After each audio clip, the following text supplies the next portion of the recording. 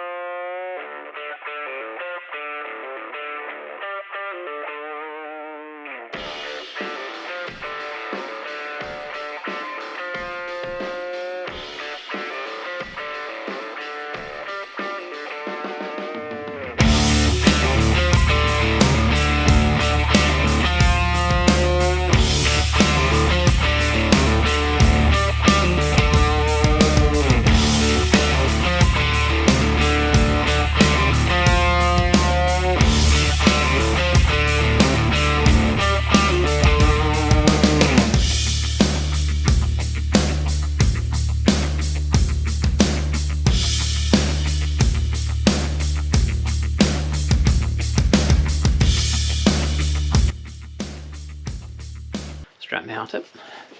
So I've now marked it out. So we've got the centre where the handle's going to go, and that will be bored all the way through.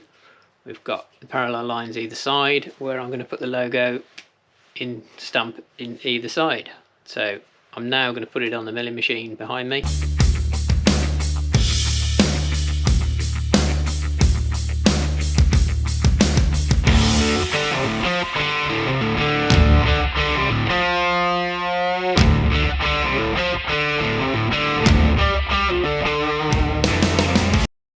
So as you can see, it's all completely milled, everything's drilled and through now. I'm about to put the stamp on the side of the hammer. This is a thing I made up many years ago that goes in this press, so I can press multiple letters at the same time, mainly my logo. So just stick this in here like this.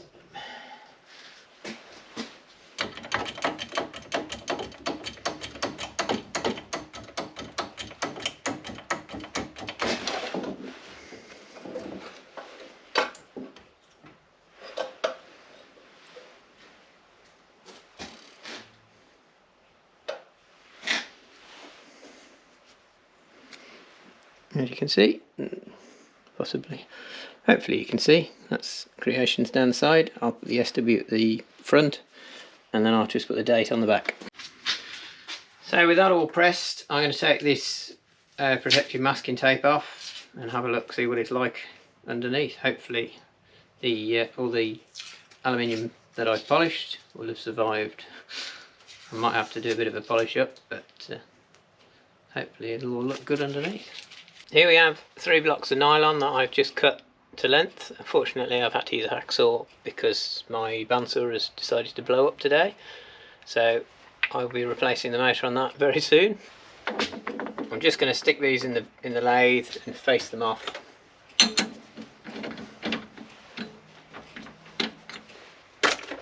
Just up the speed on this because it's nylon, and nylon likes to run fast.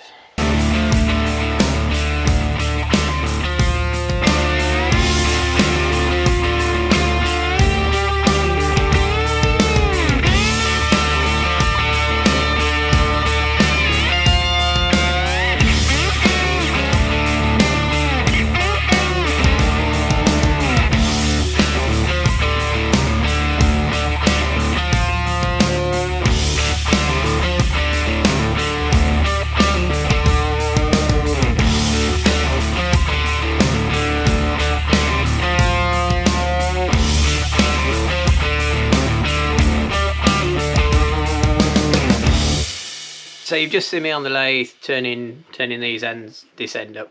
I didn't really show any of the machining this up. I mean, that's, you know, fairly straightforward. But yeah, this was the tricky one, to get the actual radius on that.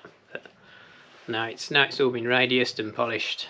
Each hammer is different, and I mean, this one's completely different to mine, but I now know that this needs to be more radiused, and so I will alter this at some point. So let's just stick them in.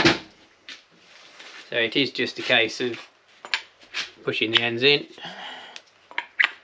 like that, and then just doing the Allen key bolts up. Don't know why I'm trying to stand so close to the camera.